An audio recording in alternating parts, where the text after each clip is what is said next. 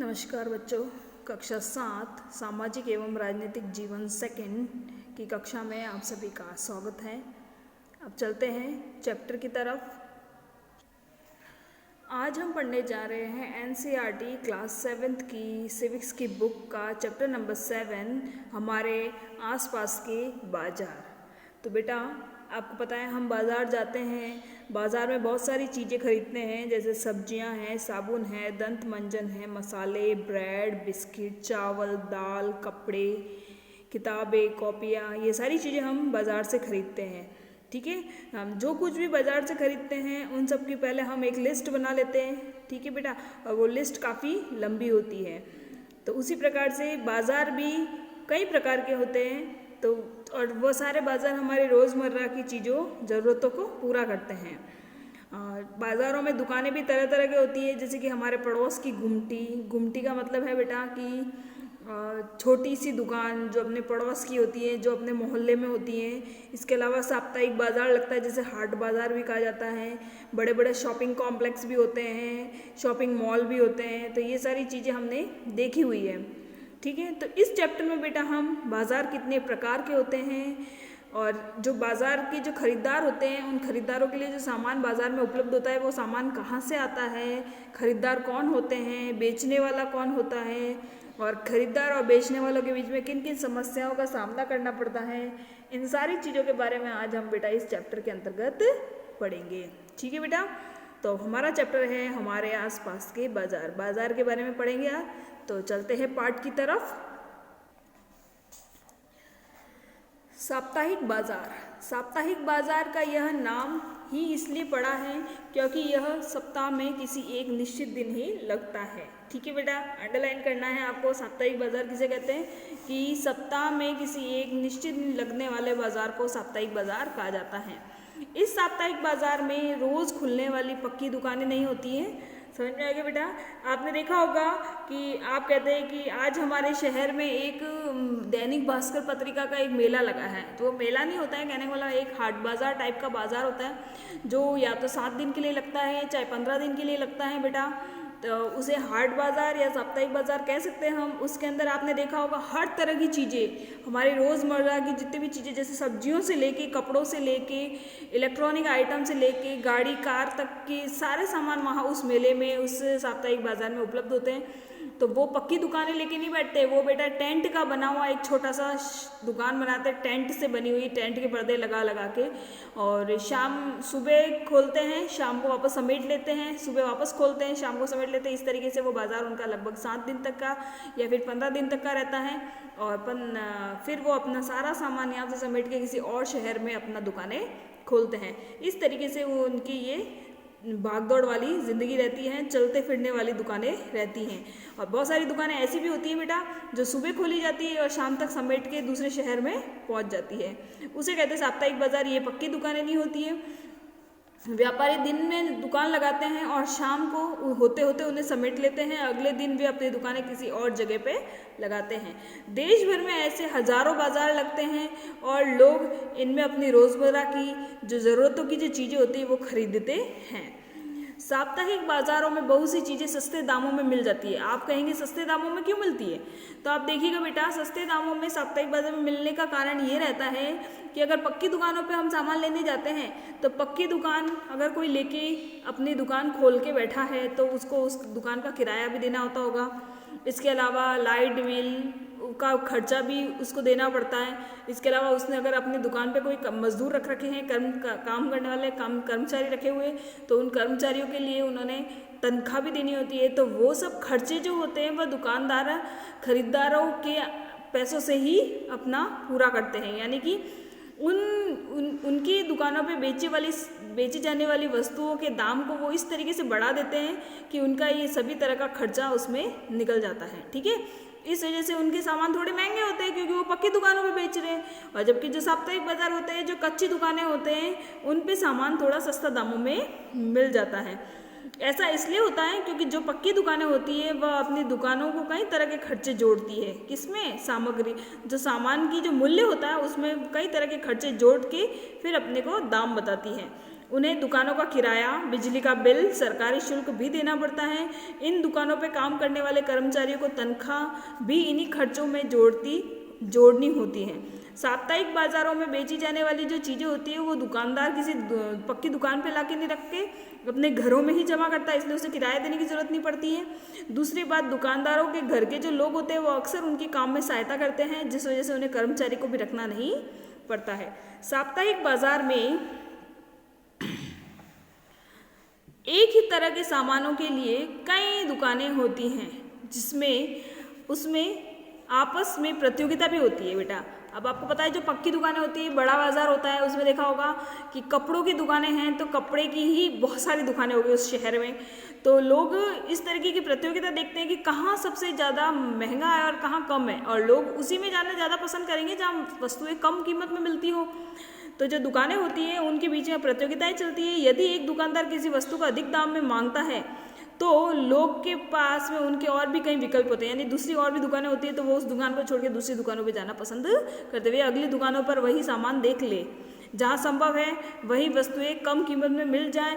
ऐसी स्थितियों में खरीदारों के पास यह अवसर भी होता है कि वे मोल तोल करके भाव कम करवा सकते हैं। ठीक है, लेकिन साप्ताहिक बाजार में बच्चों वो पहले ही कम रुपए ले रहे हैं और उसमें भी अगर आप कम मोल तोल करवाओगे तो उनके लिए वो पॉसिबल नहीं है। ठीक है, साप्ताहिक बाजार का एक फायदा यह भी होता है कि ज़रूरतों के सभी सामान जो होता है वो एक ही जगह पे मिल जाता है। सही है ना बेटा? आप लोग ऐसे ही चाहेंगे ना कि आपको अगर रोज़मर्रा की जो दिन भर की चीज़ें हैं या महीने भर की जो चीज़ें हैं वो एक ही जगह पे मिल जाए। अब अगर आप पक्की दुकानों पे जाओगे तो जैसे कि एक कपड़े की दुकान है तो किराने की दुकान बहुत दूर मिलेगी आपको, उसके अलावा सब्जी की दुकान बहुत आपको दूर मिलेगी। इस मार्केट से उस मार्केट, अलग अलग मार्केट बना हुआ होता है कि ये कपड़ों का मार्केट है, ये उसका मार्केट है, तो आपको अलग अलग दुकानों पे घूमना पड़ता है। जबकि साप्ताहिक बाज़ारों का ये फ़ायदा होता है कि आपको हर तरह का सामान एक ही बाज़ार में एक में मिल जाता है। जैसे सब्जियों से लगा के कपड़ों से, किरानों के सामान से लगा के बर्तनों के सामान तक सब चीज़ें वहाँ आपको मिल जाएगी।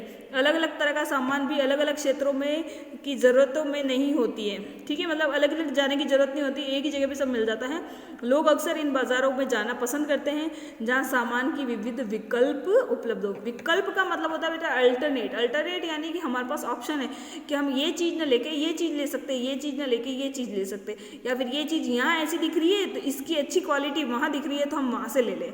ठीक है, उसे कहते हैं विकल्प। अब चलते हैं, आप देखिए बेटा एक चित्र कथा के माध्यम से बताया गया है। चित्र कथा है ये कि समीर जो है वो एक रेडीमेड वस्त्रों का व्यापारी है, उसके बारे में चित्र कथा में बताया गया है। देखते हैं क्या कह रहे हैं कि समीर साप्ताहिक बाजार का एक छोटा व्यापारी। साप्ताहिक बाजार है बेटा, देख रहे हैं आप उसका कि किस तरीके से खुले फुटपाथ पे उसके सामानों को इस तरीके से जमाया हुआ है। और ये आज के लिए जैसे कि मान लीजिए 4-5 दिनों के लिए, फिर 4-5 दिनों बाद उस सामानों को समेट के वो कहीं और जगह चला जाएगा, इसलिए वो एक साप्ताहिक बाजार का छोटा सा व्यापारी है। वह शहर के एक बड़े व्यवसायी से कपड़े खरीदता है, मतलब कोई बड़ा जो बिजनेसमैन होता है जिनके कपड़ों की मिलें होती हैं, जो कपड़े बनाते हैं, उनसे ये कपड़ा खरीदता है। और सप्ताह भर के 6 अलग अलग जगहों में, मतलब 6 दिन होते हैं सप्ताह में टोटल, तो 6 दिन अलग अलग जगहों पे जाकर अपना साप्ताहिक बाजारों में कपड़े बेचता है। समीर और दूसरे कपड़े व्यापारी इकट्ठे आते हैं, इसके लिए वे किराए की मिनी वैन ले आते हैं। ठीक है, 3-4 जो कपड़े की दुकान वाले जो एक साथ लगाते हैं अपनी दुकानें, तो वो साथ में जाते हैं, साथ में आते हैं, तो एक साथ एक गाड़ी कर देते हैं जिसमें अपना सामान ले आते हैं वो। इसके लिए वे किराए की मिनी वैन ले लेते हैं। उसमें ग्राहक सामान्यतः आसपास के ग्रामीण के ही होते हैं। दिवाली, पोंगल या ऐसे ही त्योहारों के मौके पे उनका अच्छा व्यवसाय हो जाता है। समझ में आ गया बेटा? तो ये एक सरकारी, एक साप्ताहिक व्यापारी जो था उसकी जीवनी बताई गई है, उसका कामकाज बताया गया। अब चलते हैं वापस चैप्टर की तरफ। मोहल्ले की दुकानें। आपने देखा होगा आपके मोहल्ले में बहुत सारी दुकानें होगी, अलग अलग तरह की। एक ही मोहल्ले में 2-3 तरह के किराने की दुकान होगी, तो मोहल्ले के लोग क्या चाहेंगे कि जिस दुकान पे कम कीमत पे माल मिलेगा हम उधर जाएंगे। लेकिन कोई कोई ऐसा होता है जो कम कीमत तो लगाता है बेटा लेकिन उसकी क्वालिटी भी उतनी गिरी हुई होती है। तो बहुत सारे जो पढ़े लिखे, जो समझदार व्यक्ति होते हैं वो चाहेंगे कि हम 1 रुपया ज़्यादा भी दे दें लेकिन हम अच्छी क्वालिटी वाला सामान खरीदें। ठीक है बेटा? तो मोहल्ले की दुकानें हमने देखा है कि साप्ताहिक बाजार हमें कई तरह के सामान उपलब्ध करवाते हैं। बहरहाल हम अन्य तरह के बाज़ारों से भी सामान खरीदते हैं। ऐसी बहुत सी दुकानें हमारे मोहल्ले में होती हैं जो हमें कई तरह की सेवाएं और सामान उपलब्ध करवाती हैं। हम पास के डेयरी से दूध, किराने के सामान से तेल, मसाले व अन्य खाद्य पदार्थों से स्टेशनरी से व्यापारी कागज, कलम या फिर दवाइयों की दुकान से स्थायी दवाइयाँ आदि खरीद लेते हैं। इस तरह ही दुकानें अक्सर पक्की, ये मतलब जो मोहल्ले की दुकानें होती है वो अक्सर पक्की होती है क्योंकि वो वहीं टिकी हुई रहती है, कहीं भी एक स्थान से उठकर दूसरे स्थान नहीं जाती, अक्सर पक्की और स्थायी होती है। जबकि सड़क के किनारे फुटपाथ पर लगी सब्जी वाले, छोटे छोटे दुकानदार, फल विक्रेता, कुछ गाड़ी के मैकेनिक वगैरह, ये लोग अपनी छोटी छोटी दुकानें लेके चलते हैं और जब घर जाते हैं तो अपनी दुकान को साथ लेके जाते हैं। ये अस्थायी दुकानें होती हैं। अब वापस एक चित्रकथा के माध्यम से दो सहेलियां हैं, उनकी रोज़मर्रा की जीवनी के बारे में बताया गया है। रोज़मर्रा के जीवन में वो किस तरीके का किराने का सामान खरीदते हैं, उनके महीने का सिस्टम कैसे चलता है, उसके बारे में बताया गया है। तो चलते हैं चित्रकथा के माध्यम से पढ़ते हैं। आपको बेटा ये एक फ़ोटो दिख रहा होगा, इस फोटो दिख रहा है, ये एक दुकान मालकिन है और ये दो छात्राएं हैं, दो लड़कियां हैं जो यहाँ सामान खरीदने आई हैं। इस दुकान मालकिन का ये जो है ये इस दुकान पे करने वाला कर्मचारी है। इस तरीके से इसके पास दो कर्मचारी काम कर रहे हैं, ठीक है। और ये दो लड़कियां हैं जो सामान खरीदने यहाँ आई हैं, अपने रोज़मर्रा का महीने भर का किराने का सामान खरीदने आई हैं। तो अब उसके मन की बातें देखते हैं क्या होता है। सुजाता और कविता एक दिन अपने मोहल्ले की दुकान के किराने का कुछ सामान खरीदने पहुंची। वे इस दुकान पर अक्सर खरीदारी के लिए आती हैं। आज यहाँ भीड़ थी। दुकान मालकिन दो सहायकों की मदद से दुकान का काम संभाल रही थी। जब सुजाता और कविता दुकान के अंदर पहुंची तो सुजाता ने दुकान मालकिन को ज़रूरतों के सामान की सूची यानी कि लिस्ट बोलकर लिखवा दी। वे इनकी सूची के अनुसार सारा सामान तोलने और पैक करवाने के लिए कर्मचारी को निर्देश देने लगी।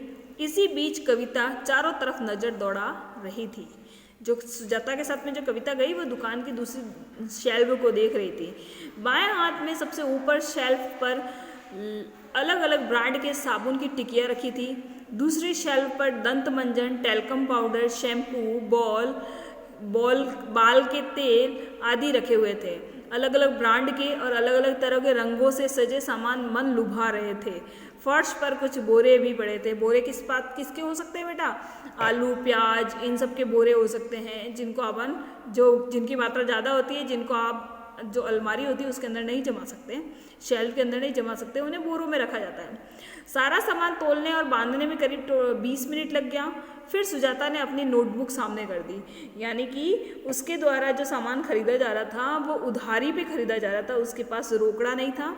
इस वजह से उसने अपनी नोटबुक सामने कर दी। मकान मालकिन ने 3000 का जो बिल था वो उस नोटबुक के अंदर दर्ज कर दिया और फिर मकान मालकिन ने फिर अपने बड़े वाले रजिस्टर में भी ये संख्या लिख दी। अब सुजाता अपने भारी थैले को लेकर बाहर निकली और अगले महीने के पहले हफ्ते उसके घर से दुकान का हिसाब चुका दिया जाएगा। मतलब ऐसा उसने कहा कि मालकिन आंटी के अगले महीने के पहले सप्ताह में मेरे पापा आपको हिसाब सारा चुका देंगे, इस तरीके का कहती हुई वो वहाँ से निकली। तो ये बेटा ये रोज़ एक मध्यम वर्गीय परिवार की रोज़मर्रा की जीवन होता है कि हर महीने वो इसी तरीके से सामान खरीदते हैं कि एक महीने का सामान खरीदा तो उसका जितना पैसा है वो उधार पे रख लेते, फिर अगले महीने जब वो सामान खरीदने आएंगे तो पहले वाले महीने के जो तो खर्चा था उसको चुका देंगे और इस महीने का वापस चढ़ा देंगे। इस तरीके से उनके उधार चलता रहता है दुकानों पे। ठीक है बेटा, अब चलते हैं पाठ की तरफ। पड़ोस की दुकानें कई अर्थों में बहुत उपयोगी होती हैं। हमारे घरों के करीब तो वे होती हैं, मतलब पड़ोस की दुकानें हमारे लिए बहुत ही उपयोगी होती है क्योंकि एक तो हमारे घर के करीब होती, जब भी हमारा कभी भी कोई सामान खत्म हो गया तभी दौड़ के गए और चुपचाप लेके आ सकते हैं। और हम सप्ताह के किसी भी दिन किसी भी समय इन दुकानों पर जा सकते हैं। सामान्यतः दुकानदार और खरीदार एक दूसरे से परिचित भी हो जाते हैं और दुकानदार ग्राहकों को उधार में भी सामान देने के लिए तैयार हो जाता है। यानी कि आज खरीदे गए सामान का भुगतान बाद में भी करने की सुविधा होती है, जैसा कि सुजाता के उदाहरण से हमने देखा है ना। समझ में आ गया बेटा। मोहल्ले की जो दुकानें होती है, जो दुकानदार होते हैं, जो खरीदार होते हैं, वो आपस में एक दूसरे से परिचित होने के कारण दुकानदार खरीदार को उधार में सामान दे देता है और वो विश्वास के साथ में उनको उधार दे देता है और उनको विश्वास होता है कि मेरे इन सामान का भुगतान हो जाएगा। आपने ध्यान दिया होगा कि हमारे पड़ोस में भी कई तरह की दुकानें होती हैं। कुछ तो पक्की दुकानें होती हैं और कुछ सड़क किनारे लगी हुई सजाकर लोग बेचते हैं। ठीक है बेटा।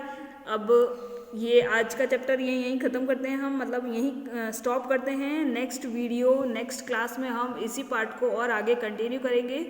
ठीक है बेटा। तो आज की क्लास में इतना ही।